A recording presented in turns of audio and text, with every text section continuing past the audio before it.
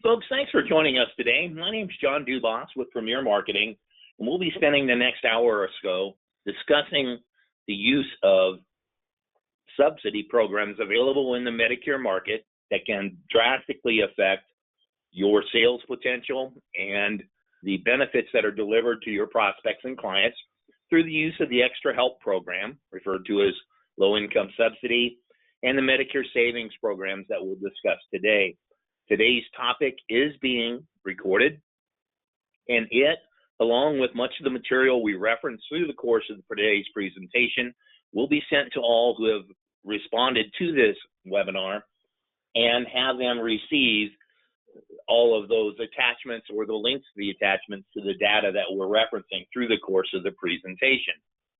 Today's presentation also gives you the opportunity to ask questions through the software, which is the system that you see that brings you into this presentation. And I'd ask that you use that question section. And we normally answer all the questions through the course of the presentation, but we'll check at the end to make certain that all of your inquiries are addressed as well. As I mentioned, low income subsidy and Medicare savings programs can make a difference for you, not only during AEP, but all year round. But particularly during this time period, it addresses basic needs of a great number of the folks that we visit with and can make a big difference on the presentation you give versus that of your competition in the field.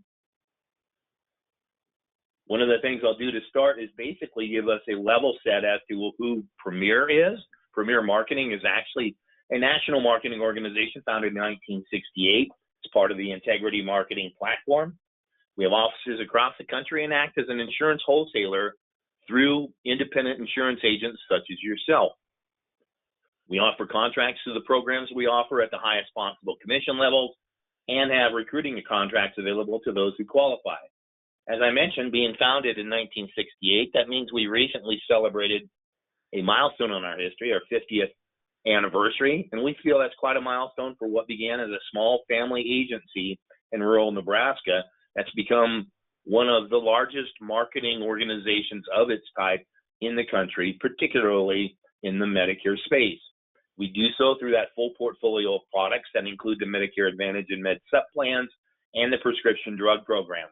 We'll discuss in detail how LIS and MSP affect these programs in just a second. But we also offer a full portfolio of life insurance and annuity products, final expense life insurance and pre-need plans, long and short-term care programs, disability income plans, and ancillary benefits that include dental, vision, hearing, critical illness and cancer plans, and hospital indemnity programs. When we look at the market that we're addressing today, in the Medicare market, you hear about the silver tsunami, the aging of the baby boomers, 10,000 people a day, one every 10 seconds. But if you look at just Medicare eligibility based on age, you're missing a part of the entire picture, because there's a number of individuals who turn eligible for Medicare and don't take the program right away. They may be working aged or for whatever other reason. So that number's a little smaller than that in that circumstance. But then when you consider the medically disabled, about 1/6 to 1/7 of the population, and we have over 60 million people on Medicare now, you can see how we have a diverse population we need to address the needs of through programs that they can afford that address their health conditions, but also address their budget. And utilizing the entitlement programs, LIS and MSP, we can help them address some of the challenges they see by limited income that they have coming into the household and the cash, that savings that they have that is not what they would like it to be either. So we're addressing a population that has a number of choices. And when they visit with you, they have choices not only with the programs, but with the people that they're working with. And having the knowledge to help them with these extra assistance programs can differentiate you from your competition, help not only create an additional marketing pool, because these folks will refer to you, but also creates that opportunity to make certain that you're addressing the entire Medicare population. Because keep in mind, you got to qualify for these programs financially, and there's a good portion of the folks on Medicare that won't. There's a good portion that will, and we want to make certain that we're able to help them if they take a Med Sup. Well, they're probably going to take a Part D program that these programs can affect. If they're taking just a Part D program itself, in addition to original Medicare, well, we can help at least with the expenses on their medications that way. Or if they're going into a Medicare Part C program, there's a large percentage of folks that are on an MAPD plan that actually are affected by both of these programs. So we'll discuss that in just a second. This is something that might help you as well, an acronym guide. In the follow-up, you'll get a link to one of these, and it helps us translate some of those initials that we see all over that people will sometimes ask about, and we need to know what they are as well. This will help us greatly in that area. So when we speak of selling and cementing using LIS and MSP, what we're looking to do is not only harvest now, but plant seeds for the future, because our activity now can make a difference on filling our schedule moving forward, both in AEP and for the rest of the year in 2021. We do so at Premier through a portfolio of products in the Medicare Advantage world that includes the big names across the country and many of the regional carriers that can make a difference for you in your market. And we'll see that this is an area where the enrollment is constantly rising. Despite the election this week and however it's going to be resolved, you'll see that there's an increasing interest in these types of programs, and having the assistance of entitlement help based on financial needs can make a huge difference. How penetrated this is in the market? Well, it kind of depends on where you live. And we also see that it is dominated by certain carriers as well. These same carriers are the ones that are offering a large number of plans all across the country. And we see that the number of plans available to us in the Medicare Advantage world, well, 10 to 12% increase year over year. So we have a number of programs out there that are different than what some people have seen. And some of them have some premiums that are involved that can be addressed in many circumstances by the use of the plans we talked about today. That 2021 MA competition, I'm quite certain that you've seen in your market that there's a whole bunch of folks out there with different programs, but the carrier that is offering the largest number of plans, well, it's Humana, of course, in this circumstance. United Healthcare and the CVS Aetna programs are also very, very common, along with the Anthem Blue Cross Blue Shield, Cigna, Centene, Kaiser programs, the name plans that we see quite frequently. On that list, only the Kaiser programs are unavailable to the broker channel, so you have a choice of programs that you can help address some of the max out-of-pocket, deal with the discussion that you have for the cost when you go out of network if you're in a plan that offers that type of coverage, and then see how some of these programs may also qualify folks for special needs programs that can help them with some additional benefits not available in some of the regular MAPD programs. We can discover these types of plans, obviously, through Medicare.gov or through our Medicare Center to get you that information. Keep in mind this Medicare Center program, as does the Medicare Plan Finder, gives you information on how to screen for LIS assistance, how that affects the programs, and gives you a clear discussion point with your prospects and clients in that area. The Medicare Center program actually has 3 different systems within it with a singular sign-on, a CRM, that's part of it, and it gives you then the opportunity to do side-by-side comparisons, keep your data, and handle a lot of what we're going through in the brave new world that we're living in, where we're handling a whole bunch of things electronically. This enables you to send and collect the scope of appointment electronically or by text in a number of areas. It also gives you the opportunity then to make certain that you're storing those scopes for the 10-year period and send enrollment information to your prospects and clients compliantly as well. When we look at the PDP world, this is an area that some agents will take great time and effort into to help drive their book. Some will actually just push their prospects to government websites like the Plan Finder or a SHIP program or whatever to have someone else work through this. But these programs can make a big difference to you and for you year-round, particularly if you're in the Med Sup world.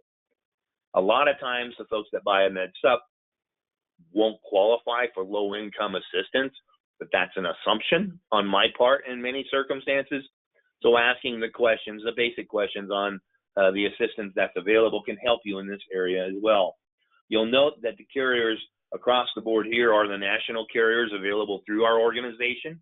We still list the Envision program because while it's being pulled from the broker channel across the country with whomever, it is a program we need to address if we have clients in it to make certain that they're still being best served by use of that program and how we can maintain them in our book of business.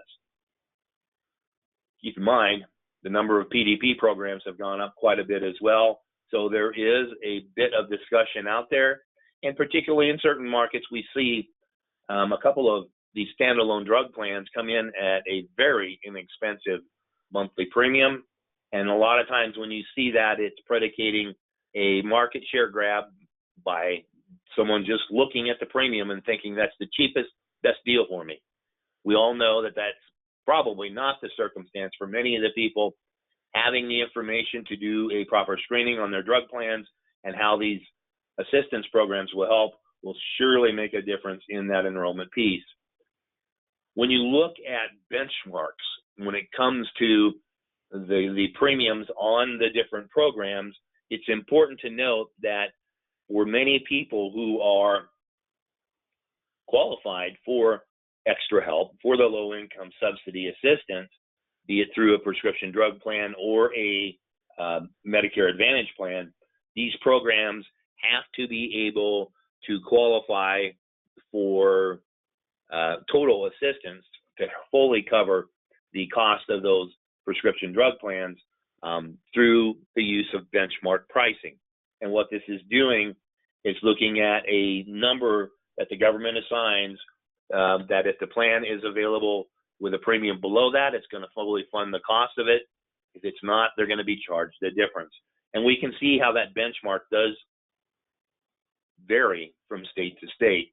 So this particular link is very helpful for you because it'll give you information on any state's benchmark and how you should proceed with the discussion of these programs when you reach an individual that's in that area or below. When we look at the Medicare Supplement portfolio that we're offering, it's a very large portfolio. It gives you the opportunity to utilize tools to help sell and market these programs, but it's also then an indication of a need for drug assistance, and that's where the PDP programs will help. This tool will give you the information you need on the Medicare Supplement plans. That gives you an opportunity to offer that complimentary Medicare Supplement review, and then make certain that you have those programs available for you to sell. Medicare Supplement programs are much easier to contract with quickly than Medicare Advantage or PDP programs, and this tool will help you give the information to both your prospect and to yourself as to what might be the most competitive programs in their home market based on premium. It also gives you the same opportunity to collect that scope electronically and store it. So we want to make certain that in each of these categories, no matter how we're approaching things from a marketing perspective, that we are also doing things compliantly, and these tools give you that opportunity to do so.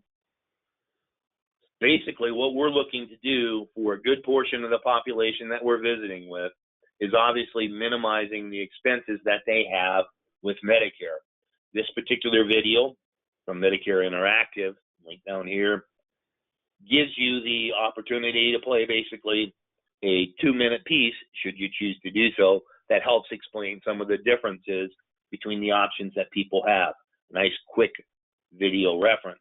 It then can bring about the discussion of additional needs addressed through the ancillary products. So in those categories of dental, vision, hearing, hospital indemnity, critical illness, accident programs, and cancer plans.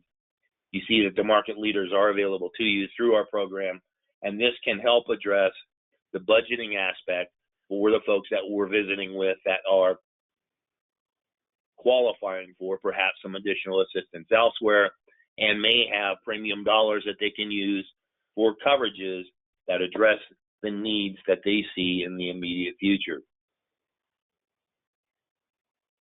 Why are we going through all this right now? Well, quite simply, we're just now, I think, a day past halfway through the annual election period. There may be people that you have spoken to already this open enrollment period and may qualify for some additional assistance. So this is a great way to go back and visit with the people that you have already enrolled or did not enroll to make certain that, hey, there are some additional assistance programs out there that are available through the government. I want to see how I can help you in that circumstance to get all of the value that you can through the programs that you're enrolled in. This gives you the opportunity then to solidify a sale and market additionally to people who you didn't sell. So it's a great way to address that need because, boy, there's a whole bunch of people out there that need this help. When you look at some of the demographics by income, kind of scary. You get almost half the Medicare population that will qualify for one of these plans or one of these assistance programs. I don't mean to continually refer to them as plans because they're not an insurance policy. They're assistance programs through the government. But there's a lot of people that qualify for it based on their income and their assets. And that is how people get that additional assistance. Here's another video that helps explain ways to save money. And this is from CMS itself. It's a nice video, really, less than 2 minutes. And it reinforces the message that you speak to when you're visiting with people about these assistance programs. It also has an effect on the enrollment programs that were the periods that we deal with. Actually, obviously, through AEP, this is the fourth quarter where the people that are lower income and have a special enrollment period because of these plans, while they're in the fourth quarter, they're treated like any other Medicare beneficiary.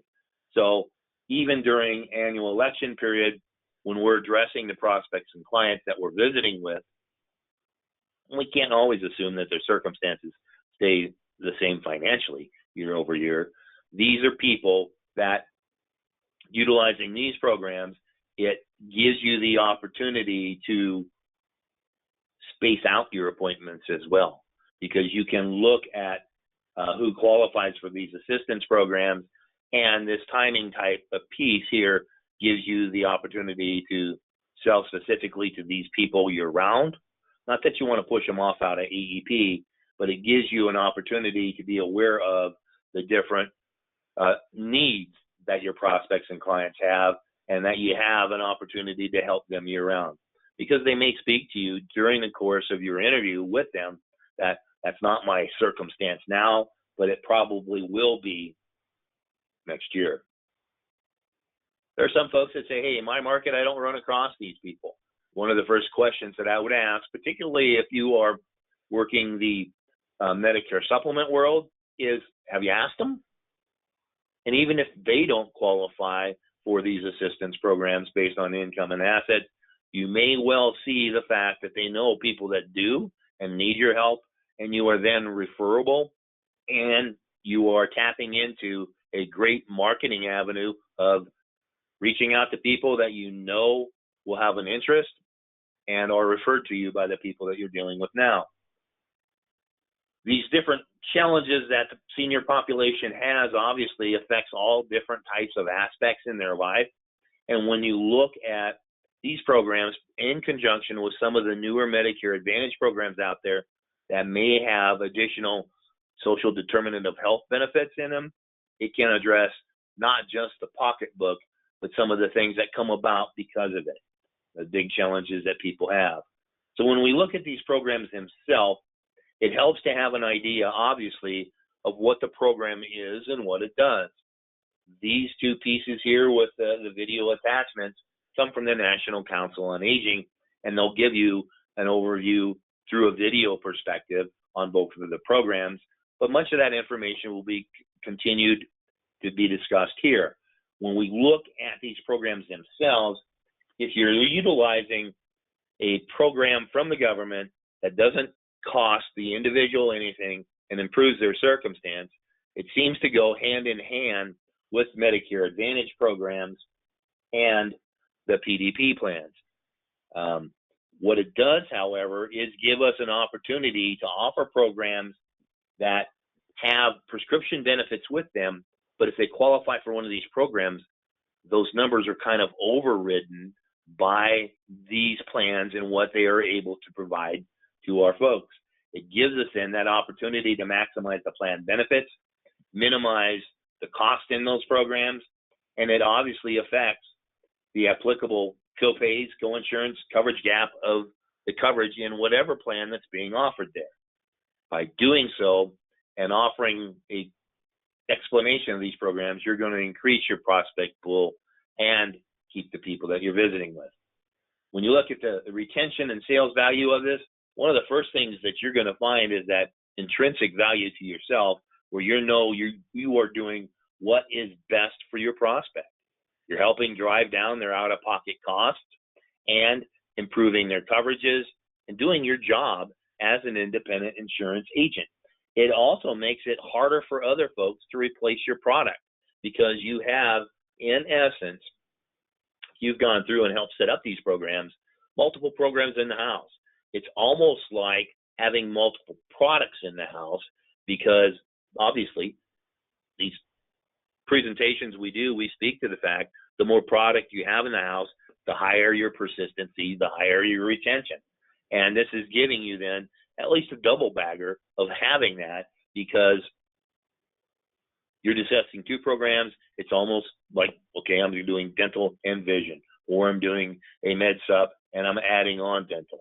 You have a higher number of products in the house, and it then can really help you enhance a program that has less benefits. And some of the markets that aren't as highly populated, some of the benefits obviously aren't as good as a large urban setting. So this can help you bring that product in the rural areas and make it more complete by the different programs. Same circumstance, obviously, in the urban areas, but it will affect those people that work the country quite a bit as well. This isn't as important right now as it will be through the first 3 quarters of next year, but these programs do create a special election period for you. And that may be an option that you need to address the needs of your prospects. Did you get to them too late?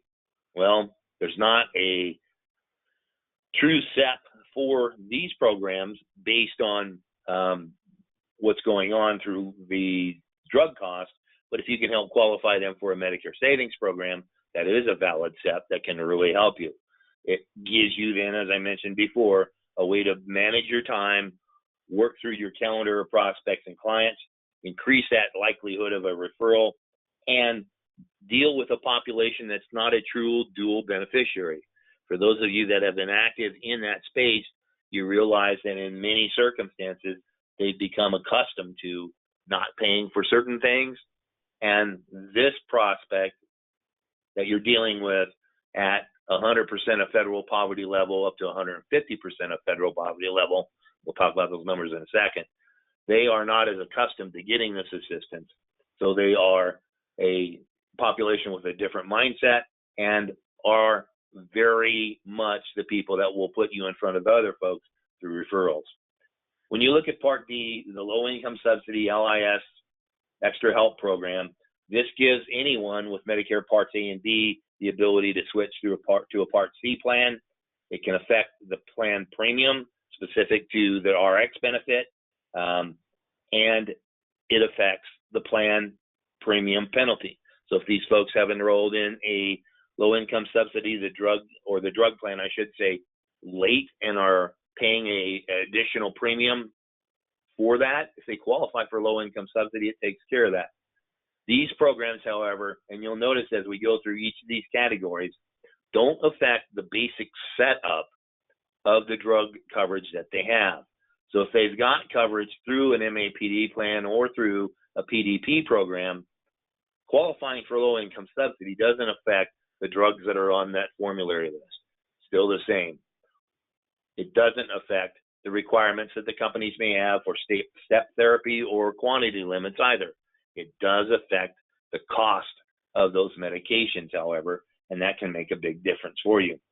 It also gives you the opportunity then to switch back and forth if you have this special election period as a beneficiary. This is an important point to note because we want to make certain that the people we're dealing with stay with us month after month, year after year, and having an awareness of the fact that low income subsidy can be a two-edged sword where it helps you enroll. It can also help people disenroll. And so we need to make certain that the folks are aware of the benefits of these programs and that you're helping them receive them, and they're going to want to stay with you, because otherwise someone else can come in after the first of the year through this open enrollment period's finished and pull the people away from you. We obviously don't want that.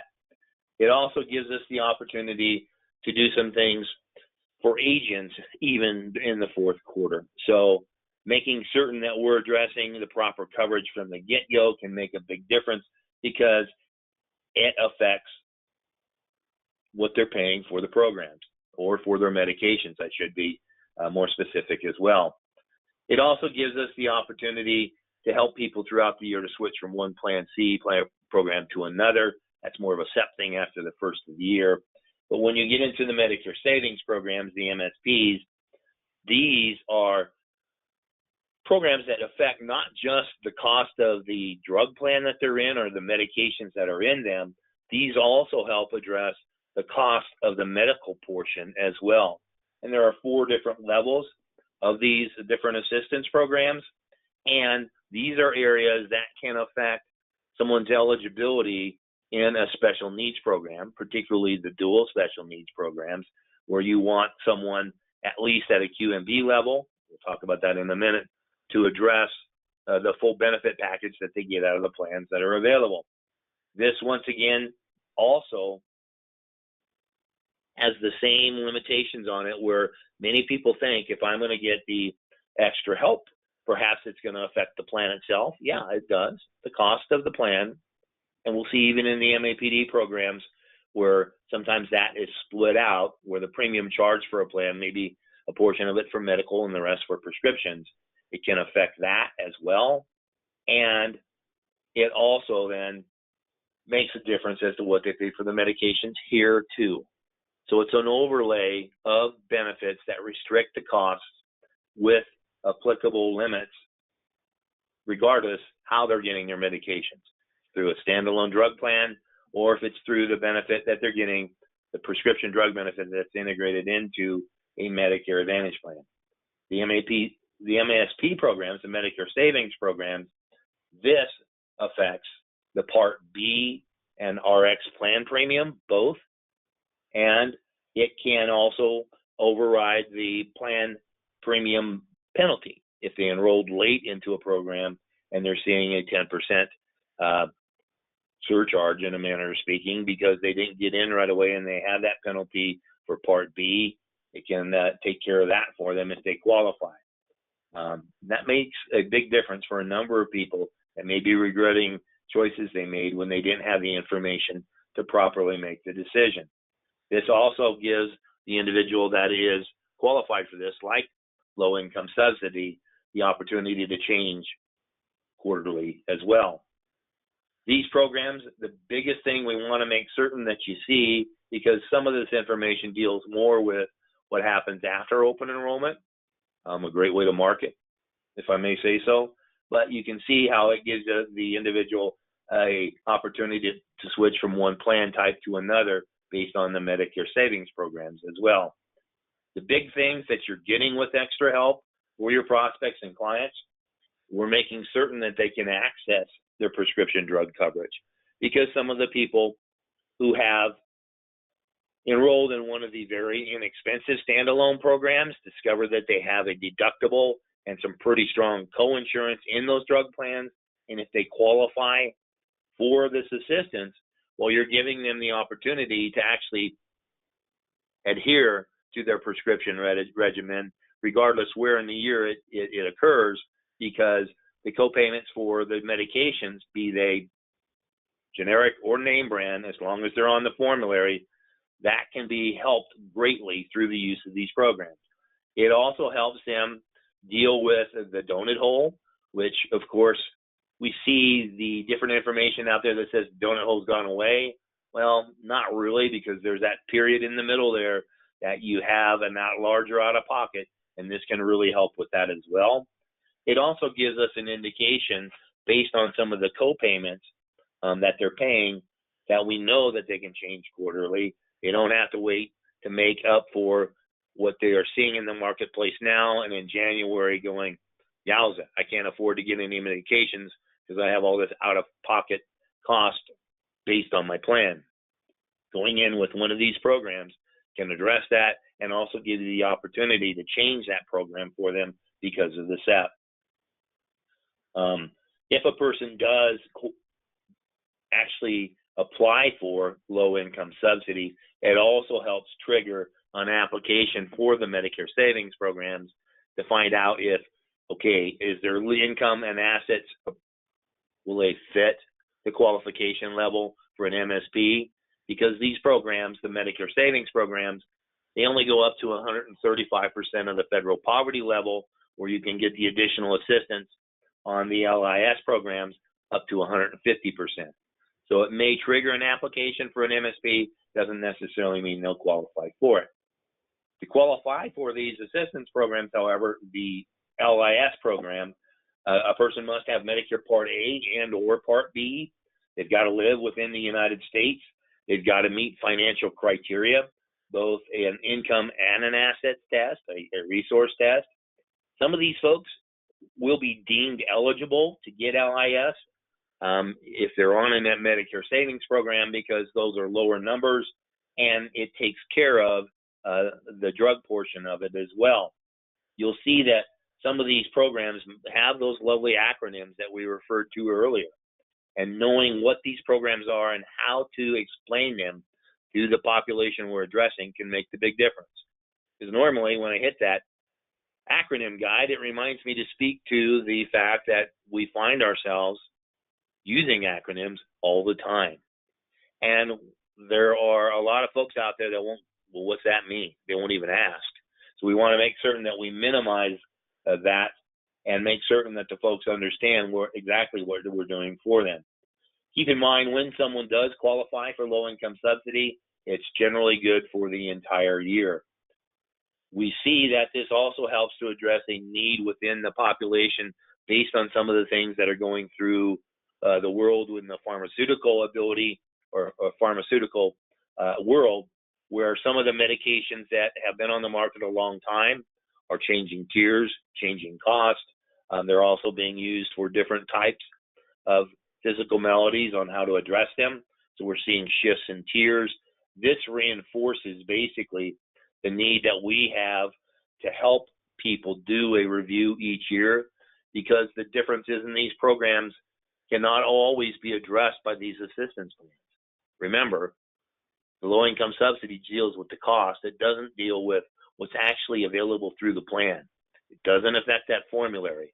It doesn't affect the tier placement. It doesn't affect the needs that the people have to match what is going on in their world with what the plan provides. It does, however, give us the opportunity to address that and make certain that the people understand how these programs work for them, how they affect the cost of the medications they're dealing with, and how that's coming through us. When you look at low-income subsidy extra help programs, there's two levels. One is the full help, full subsidy program, and this is obviously for the people with lower income and fewer resources. And then there's a partial help that can help people with slightly higher income and resources. Both the full and partial subsidy do eliminate the Part D coverage gap and take care of that late enrollment premium for anyone who picked up medication coverage late in the eyes of the programs. These programs, if you're involved with an individual that's dealing with a full subsidy situation, it takes care of the entire premium of the plan. Remember the slide that talked about the benchmarks? In your market, in the county in which your prospect or client resides, if the plan is below that benchmark, they're not going to pay a premium for it at all. It also eliminates the Part D deductible, and you'll see based on different income stratifications, they'll have standardized co-payments for different medications. And this is a great way for us to recognize that if a person says, well, I only pay $1 and change for that, we know that they probably have an assistance program, and it gives us then the information we need to ask additional questions to make certain that we are maximizing the values of their programs. It's also important to note that these subsidies, if someone has a full subsidy for LIS, be it within the standalone drug plan or within an MAPD plan, it eliminates those co-payments after reaching the catastrophic limit. So if you have an individual that is a high medication utilizer, this can make a huge difference for them as well. These programs, or the information on these slides, will be coming to you as part of the follow-up, so there's no need to try to get a note or a screenshot or anything. But this gives you the breakdown on low-income subsidy in the 48 continental states, because there is a difference in the income and assets test for people in the continental United States versus the 2 states that are out there a little bit. And that can make a difference if you're dealing telephonically for Hawaii and Alaska. It gives us then a breakdown as to what the assets test and eligibility numbers are. It also gives us the idea as to, do we need to help these people get the assistance, or is it going to happen automatically? Are there deductibles involved? What are those co-payments?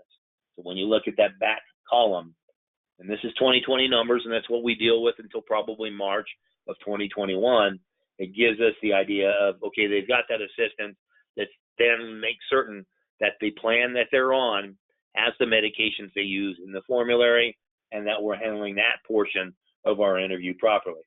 Here's the numbers for Alaska. Here's the numbers for Hawaii. That benefits a whole bunch of you, I understand. But keep in mind, if someone moves to those areas, they're affected by that change. When you have an individual that's dealing with partial subsidy in the extra help, excuse me, these are individuals that will also have their premium subsidized based on their income and sliding scale. Instead of that $455 deductible, it's reduced to an $85 deductible.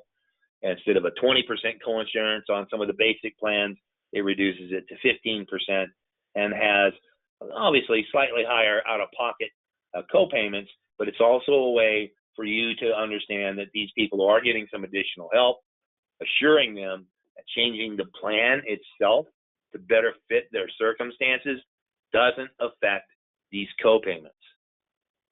Keep in mind, it's a unilateral application of these limits and then dollars that are no longer coming out of their pocket, regardless of the underlying plan.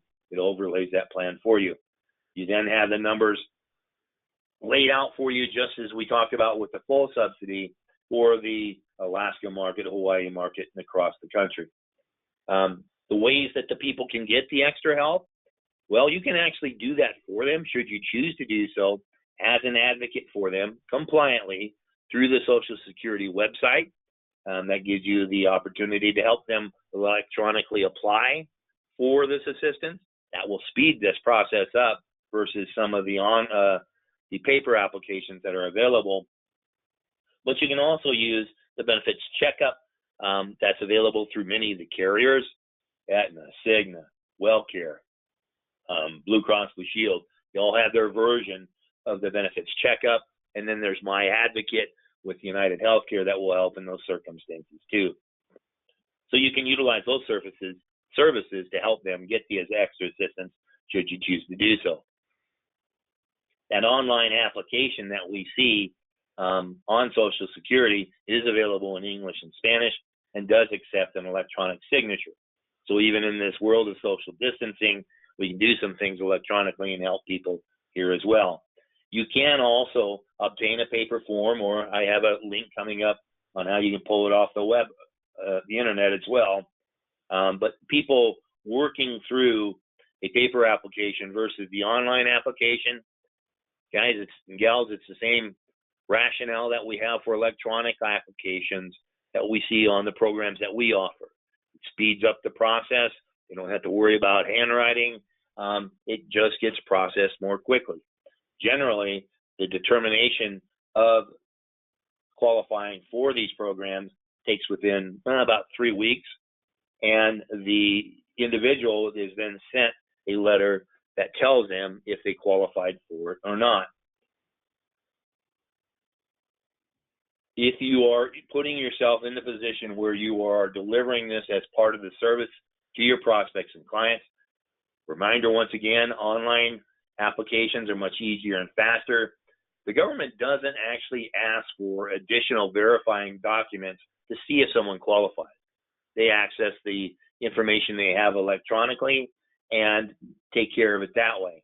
If you are working with an individual and they submit a paper form and it's incomplete, the government follows up eventually to deal with that applicant's shortfall on their application, and that obviously slows the entire system down.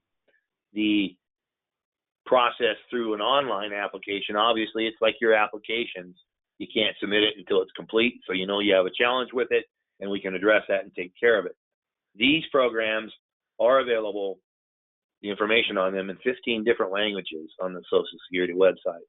So if you are working an ethnic opportunity, or if that's your home opportunity, whatever it happens to be, it's a great help to have that information available in the mother tongue of the folks that you're visiting with. So you'll see then that these PA folks will get that information they have or about the qualifications. This gives you an idea as to what the paper application versus online looks like. And this is the award letter for the low income subsidy. These, through an electronic process, are much quicker. Generally, it's a 10 to 14 business day cycle with LIS alone. It, however, is one of those programs that, because so many of the assistance program operators, in a manner of speaking, are remote or furloughed, it takes a little longer than that right now. This gives you some additional links for more information on LIS itself and how you can reference these third-party influences to make certain that the people that you're dealing with understand the fact that what you're doing is obviously above board, but it also is a circumstance that you're working hand in hand with governmental programs to improve their circumstance. A great way to utilize CMS resources, National Council on Aging, the Benefits Checkup, those national organizations or programs that really tell people that you know what you're doing and that you are helping them through the maze of some of the challenges we have with plans not being so terribly easy to understand. So different things that can go through. You got different community tools that can help you with it. It makes a big difference. Obviously, you'll run across some folks that need help with more than just their medical costs or their prescription drug costs. Some of these programs can enable you to help them get that assistance without taking up a whole bunch of time, or if you're comfortable with it, walking them through the process once again to make certain that we're rounding out the help that we're able to deliver to the folks that qualify for it. I keep talking, about the drug assistance programs, the extra help, the LIS. It's also important to note that the low income subsidy programs affect the cost of medications if someone's in an MAPD plan as well. So just a couple of years ago, of the 28% of the beneficiaries across the country that are receiving the low income subsidy, wow, look at that, almost 2 in 5 are in a MAPD program. What's that telling you if you're selling MAPD? Well, if you're not asking these questions and someone else is, you're not cementing your business. They are prospecting in your book, and by utilizing these extra help programs, be they within standalone drug or MAPD alone, if you're talking just LIS, you're able to affect that cost based on their medications. It then gives you, obviously, then the opportunity to speak to, well, you may qualify for more help even than the program for just your medication. Let me explain to you what a Medicare Savings Program is and how it can help you. This is actually a program from the government as well, and it is about 4 minutes that helps explain these Medicare Savings Programs, should you not be comfortable with that explanation yourself. Because these are programs that are Medicaid administered, a hand-in-hand relationship between the state that the individual lives in and the federal government. They help cover Medicare premiums and cost sharing within Medicare itself through the medical portion of it for those that have that limited income and assets that enable them to qualify for. So this goes beyond just the medications. We're then talking about the cost that a person deals with on the medical side, the co-payments, the co-insurance, those sorts of things. It also affects the Part B premium because it can help subsidize that. One of the things we see with an MSP, use that acronym here, to kind of emphasize the fact that different states may call these programs different things. Some states will call them a Medicare buy-in program, Medicaid buy-in, or the Medicare assistance programs, or they may just talk to them about, gee, this is an SLMB. What's that mean to the individuals that you're speaking with? Well, we'll have that information in a slide or two so you know the differences. That slide or two is right here. The programs we run across most frequently are the QMBs, the Qualified Medicare Beneficiary, and these are programs that have been around 32 years, but there's still a good portion of the folks that don't have this in place, even though they're eligible for it. And that's why asking the question can make a huge difference. You can drive down their out-of-pocket exposure and increase the number of programs that may be their best fit by qualifying them for a special needs plan as well. You then have two different categories set up by Congress, the specified low-income Medicare beneficiary folks, the SLMBs, SLMBs, or the qualified individual that basically act in the same fashion. What these two programs do is they don't take care of the deductibles and co-insurance that a person has with original Medicare or the plans that they're enrolled in, but it does subsidize that Part B premium. And so if you think about this, in each of these categories, if they're paying the standard Part B contribution, right around $145, $144.40, to qualify for that, that is almost 10% of their monthly income. And if you can get that subsidized, you then have an individual that may have a need not only for the base medical and prescription drug help, but they may be an individual that's looking for additional dental coverage. And when you're able to have the government subsidize that Part B premium, they then have additional monies coming into their house. Obviously, they can use in a number of different fashions, but it could be used for a dental, vision, hearing premium on a plan. Or they have a number of folks in their family that have been affected by cancer. They may want a cancer plan. Or it gives you an opportunity to look at the postseason game plan, set up an opportunity to discuss final expense programs down the road as well.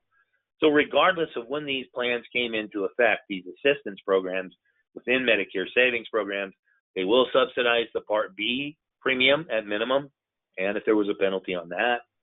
And in that reference to the QMB, it can also help with other expenses. Who's eligible for an MSP? Well, anybody that has a Medicare Part A program and fits that criteria based on good old-fashioned greenbacks, the money. What's the monthly income? What are their liquid assets that can come into play? Keep in mind, there are 8 states that do not have an assets test. So if you're dealing with someone that lives in one of those states, qualified for the assistance based on the eligibility factors of that state, move to a different one, there's a possibility they might qualify for the help in the new home.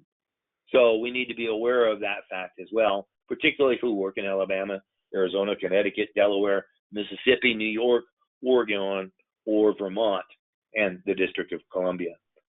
These applications are generally processed through the Social Security offices, and that individual, well, if they've done an LIS application, eventually it gets processed to see if they qualify for an MSP as well. These programs, like low income subsidy, the eligibility is redetermined each year. And we generally see that when we have the numbers come out. Well, it had to be consistently in April in the past. The last couple of years, we're seeing it available in March, where the guidelines that are given to us for the income and assets test, it gives us then the opportunity to make certain that the people we've talked to in the past still qualify, because they're going to go through things year after year. Remember, these programs, each of these three categories, eliminate that Part B enrollment penalty, and they, unlike a Medicaid program for long-term care, there's no estate recovery within these as well. So the states are not allowed to ask for repayment of the cost they covered under MSP from the estates of the people that are deceased.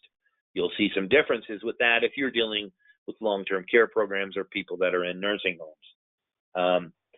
The people that do qualify for an MSP that don't already have an LIS entitlement, love those acronyms again. Well, if they qualify for the MSP, they're going to be deemed eligible for the assistance on the medications. So you don't have to worry about that. You've got a number of organizations that come into play when it comes to the determining of the eligibility, the administration of the benefits, how it affects the monies coming out of an individual's Social Security account, some of the things like that, or what they had set up in the past to pay for their drug coverage or their MAPD plan. You have the government, federal government, and states working hand in hand to help process and administer these. You have the federal government overseeing the programs and matching funds for QMB and SLMB and delivering the entire cost for QI1 through a block grant. These state state Medicaid agencies that administer these MSPs, they're the ones determining the eligibility. They're the ones that affect the changes that are coming out of a person's Medicare or Social Security check based on the Medicare premium. So if a person qualifies for this, they're not going to see that deduction out of their Social Security check any longer. It also gives them the opportunity to use the QMB program to help pay for the co-payments, co-insurance, and deductibles for the healthcare providers. If we do that, there's probably a few of you on the line saying, well, I've acted as a social worker, got them all this help, they don't have to pay for anything now because they got QMB. What's that get me? It gets you the opportunity to discuss the extra benefits that you see in the MAPD programs that are layered onto that.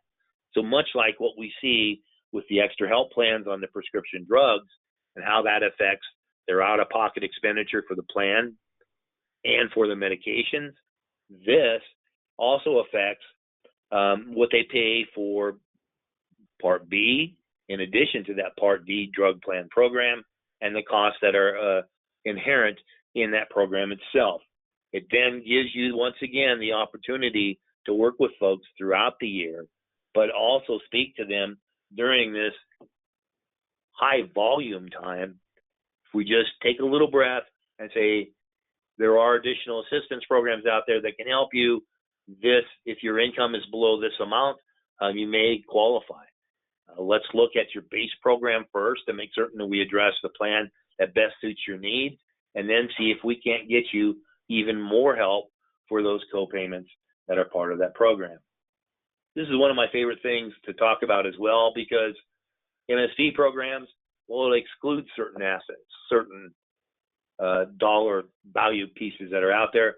It excludes one house and one car for the household, regardless of the value of that house and car. So we'll see some folks that qualify for a Medicare Savings Plan quite easily based on income, but their assets don't help them with that. They're a little over the level, but they have a car that doesn't run really well. Well, they can legally take some of those liquid assets, upgrade their transportation situation, set them up not only with a program that helps fund their coverages, but also, in essence, enable them to have a better transportation situation in their household. These programs, there are actually 4 of them. We don't run across the 4th one nearly as much as we do the first 3, but there are different limits that I keep referring to when it comes to income and assets. This is actually a hot link here that you'll see, but you'll get this information also from the National Council on Aging, the different charts they have in effect that you'll see in a moment that'll come as part of the follow-up as well. These programs, if you're looking for a person or how you determine a person that qualifies for qualified Medicare beneficiary status, these are people that are at 100% of the federal poverty level or below, and their resources are below $7,860 or $11,800 if you're dealing with a married couple. Excuse me. If a person does qualify for QMB, once again, it helps cover those Medicare premiums, the Part A premium if they're paying, if it's applicable. You don't run across those folks all that much either. Part B definitely, and the deductibles, co-insurance, and co-payments that come as a part of the Medicare program itself or any MAPD plan that they're a part of. These plans do have a $20 general income disregard, and once again, Alaska and Hawaii have slightly higher limits. For those folks that are at 100% of federal poverty level, if you're looking at 2020 numbers, that's $1,083 a month for an individual, $1,455 if they're married. Those numbers are higher, obviously, in Alaska and Hawaii. For those folks that may not be at 100% of federal poverty level, up to, however, 120% of that number, with the same assets test that you see for qualified Medicare beneficiary status, this helps then fund that Part B premium, that $144.60 that I referred to as $144.40 or a little bit earlier ago. So if you look at this eligibility piece here, and you have a person in the continental United States, and their income is basically below $1,300 per month gross as an individual, or $1,744 as a couple, you're looking at over 10% of their income hike that they will realize by qualifying for this program, making life a little easier for them, giving you some additional premium dollars perhaps for other programs they need. But it's a great way to create a special election period throughout the rest of the year, but also help these people with the assistance that they need. And keep in mind, if an individual qualifies for a SLIMB program, they're deemed eligible for LIS too, so you're going to affect their prescription drug plan cost as well. That QI individual, this will then take people up to 135% of federal poverty level with those same resource tests. I apologize, it appears I'm going a little long, but these are the numbers that can really help you as a general reference through your presentation. So if you talk to an individual about their health plan, and particularly the ones that have decided to enroll in an MAPD program with you or a prescription drug plan, not quite as much there because you got some different higher levels of assistance that they can qualify for. But if you're looking at an individual, then when you chat with anybody, you can then drop the reference of, well, if your income is around $1,500 or less, $1,456, and your assets meet the requirements, we may be able to get you some additional assistance. Are you interested in pursuing that? And that then gives you an opportunity to speak to a number of different programs that they may need. Because if a person qualifies for QI1 and they're up to 135% of federal poverty level, you're helping them with their prescription drug costs. Remember, the MSPs, if they qualify for it, they're deemed eligible for the help with their drugs. It is then giving you an opportunity to ask questions with a purpose that drives through and illuminates other needs those individuals may have, in addition to helping pay for that base coverage they really need. So you're cementing your prospect as your client now, and you are then also, through the course of the discussion, find out the fact that, hey, they don't have a final expense program, or this individual really needs help with eyeglasses and dental. So you're looking at then a situation of freeing up premium dollars to help with those additional sales. It also then, in this category of the qualified disabled working individual, we don't run across these folks nearly as often, obviously, because they're under the age of 65, much like that population in general, where they can be hard to identify and pursue. These folks do have much higher income tests that they can satisfy, and their assets test are a bit lower. So some things that can come into play when you run across that. In my 25, 30 years of dealing with this population, I think I've run across a QDWI maybe 4 or 5 times in that entire time period. Doesn't say you won't, but this gives you that information then to make certain that you can address that population too. These are the versions of those cheat sheets that we saw earlier for low income subsidy for Medicare Savings Plans. It lays out the income and assets and what the person gets for those programs. This will come to you as part of the follow-up to today's presentation as well, so watch for that. And it goes through each of the 4 different categories, so you don't have to have those numbers necessarily in your head. I would, however, keep in mind that you'll want to have that 150% of federal poverty level number as a general throwout, and that is the opportunity then to dive into greater questioning and get them more help if possible. We talked about the fact that there's a good portion of folks that qualify for these programs, particularly in the Medicare Savings Programs arena, that don't have it in play. Why is that?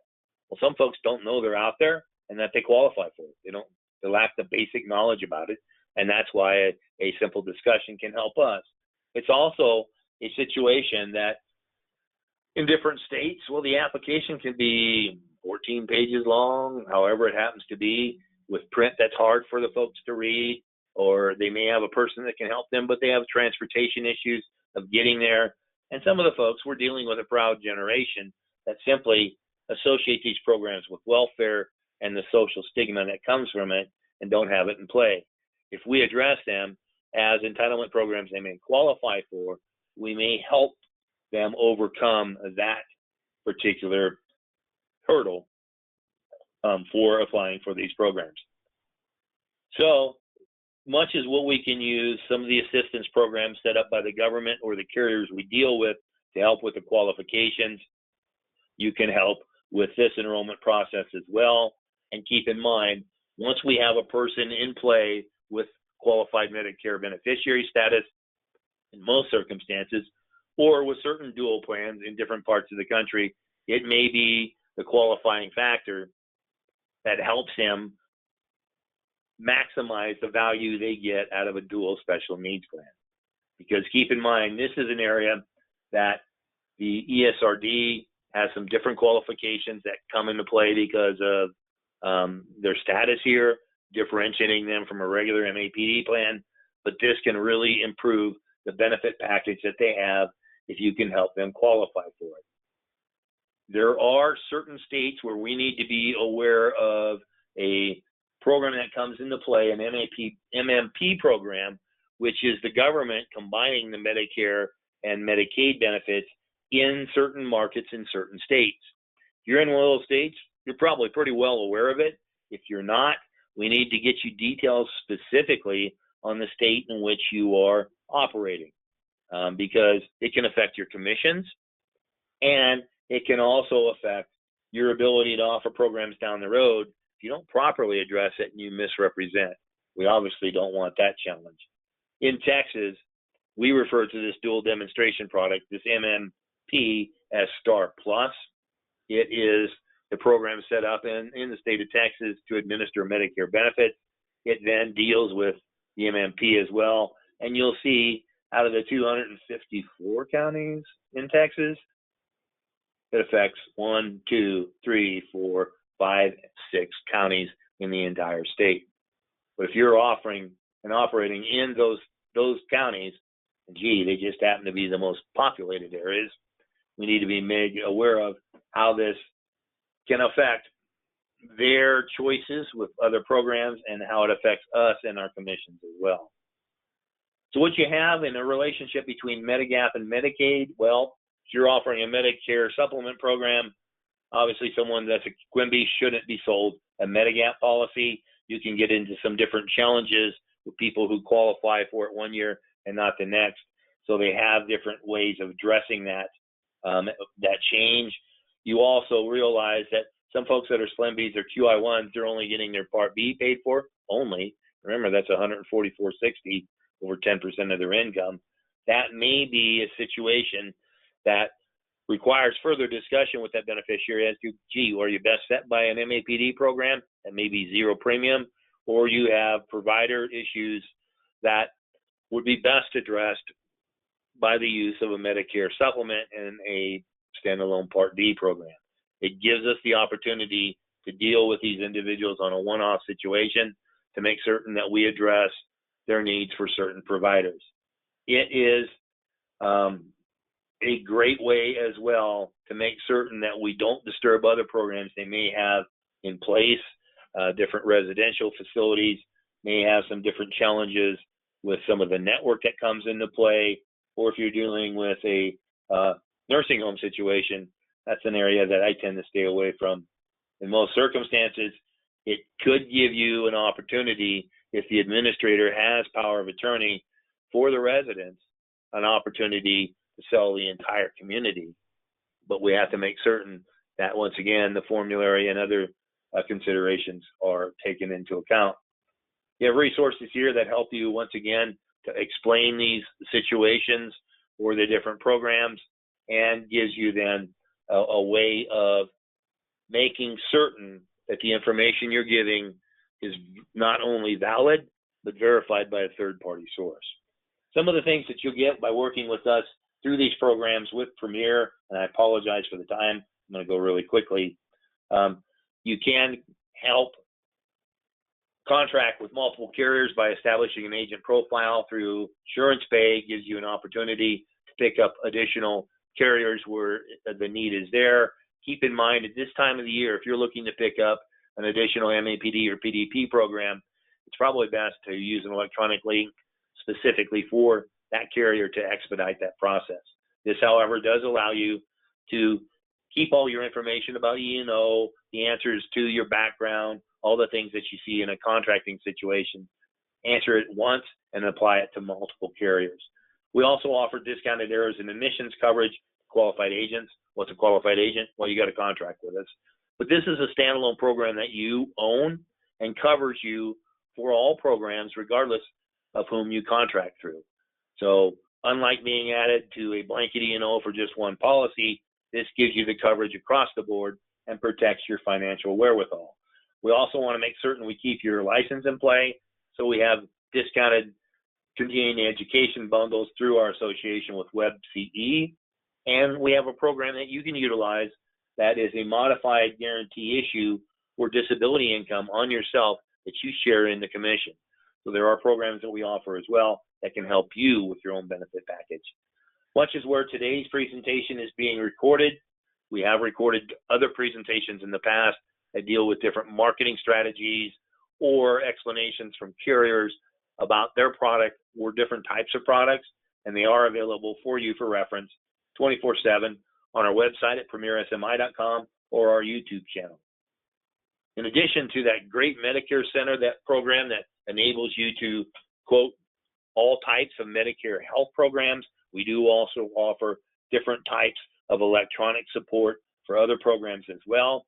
And we put together an area on our website that makes certain that you have an opportunity to look at all the additional incentives that are available through different carriers in our organization.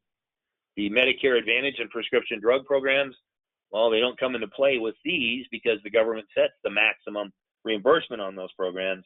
However, they can help you with ancillary programs or Medicare Supplement that can help qualify you for additional dollars and trips, and also with our new Premier Incentive Program that can help you earn up to an additional $4,000 in cash. We, in the past, had an annual trip as well. In the new world, we have to plan for some of the different things that are affecting it. So this is our answer to that moving forward. for the period of time in the near future. We also have different lead programs that are available to you, a contact list, butted up against do not call for different programs that you can cold call for. Obviously, in opposition to what you may have received on calls from programs overseas soliciting your own Medicare business, you can't cold call for MA or PDP. You can for MedSup and other programs, so we can work with you on that list. We also have programs in play to help you maximize the value of participating in a retail program and how to work with other centers of influence in your community, including the providers that deliver the care for the different programs that we're selling, and also the centers of influence like faith-based organizations or different government sites that are a gathering place for the community that qualify for those programs. This is also a time of year where some of the carriers will help with leads. You'll see this where some of the Medicare Advantage or PDP programs through AEP, how you handle those programs now may determine the support you're going to get through the rest of the year as well. So they're giving you leads and you're riding with a different carrier. Boy, don't expect that to continue. But if you're doing things properly and you're doing the reporting that they're asking of you, you're going to get help throughout the year. Big difference. We do offer internet leads, we'll discuss in a second, and we do offer direct mail support as well. Direct mail support is based on productivity, and depending upon the applications that come in each month, you can deeply discount the cost of your direct mail program so you're doing it consistently. Keep in mind, direct mail is like an exercise program. You do it once, you kind of get, okay, I see where this can help me, but I sure feel some pain. You do it consistently, that's where you see the true benefits. We work through different preferred lead vendors because we will vet the correspondence they send out in order to help you deal with compliance up front. Make certain that they are letters that won't get you in hot water. This program gives you also the opportunity to purchase leads that are based off of a mail program, but you're not funding the entire mail program. These are basically the responses, a couple of different costs that are available based on the MedSup or final expense world that you're getting the leads on. And this same principle carries over into the YIG direct mail, where you will see responses once again available to you, never distributed, direct mail that are available to you at varying costs throughout the marketing cycle. And you will see availability in these programs vary according to certain markets as well. Some markets are just tougher to get someone to respond. Those internet leads that are available, we have a program set up for both final expense and Medicare. These are Facebook leads that are responses pulled off of that piece of social media. What you see with these and with the responses is a quicker turnaround of people to talk to.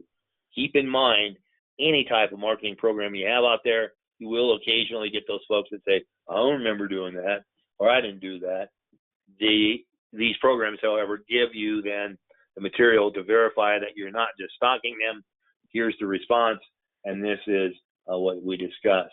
All this said and done, 15 minutes long, is a way of trying to help you get the information you need to not only sell additional product by expanding your prospect pool through the use of these assistance programs, but also through the use of those programs, delivering the maximum benefit for the plans that are available in your area for the people that you work with.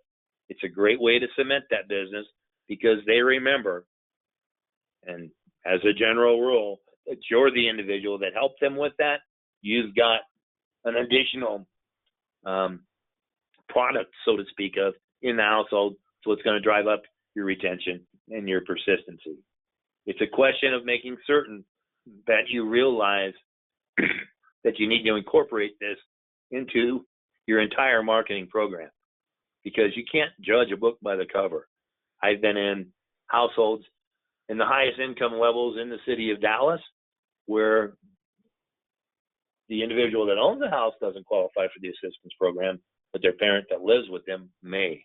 So don't always judge the book by the cover. Make certain that you have that base number in your head of 150% of federal poverty level. You don't want to say it that way. You lay out poverty, it kind of chills some people. Throw out that number, basically, and use it as part of your overall presentation. It gives you then the opportunity to go through and help yourself and the people you visit with. All that said and done, you can reach any of us here at Premier at our toll-free number of 1-800-365-8208 or through our website at premiersmi.com. I'm going to check the questions here quickly. One of the questions is, will we get a copy of the presentation in order to watch the other videos? Yeah, as I mentioned when we started, you'll not only get a link to the recording of this presentation, but also a slide deck of the presentation itself. So you have that access, and you will get this through your emails that you use to register for the presentation. You're asking for something additional, I'll make certain that we get that to you. All that said and done, yeah, you're going to get the follow-up charts. I want to make certain that I have the questions. Watch for the follow-up that'll come to you as soon as the recording updates or uploads into our systems. Until we have that opportunity to visit with you once again, however, I want to thank you again for coming on the presentation, spending some time with us, investing a little longer than I had anticipated as well. But we thank you for that. And until we're able to visit with you again, we wish you a great AEP and good selling. Thanks so much. We'll talk to you soon.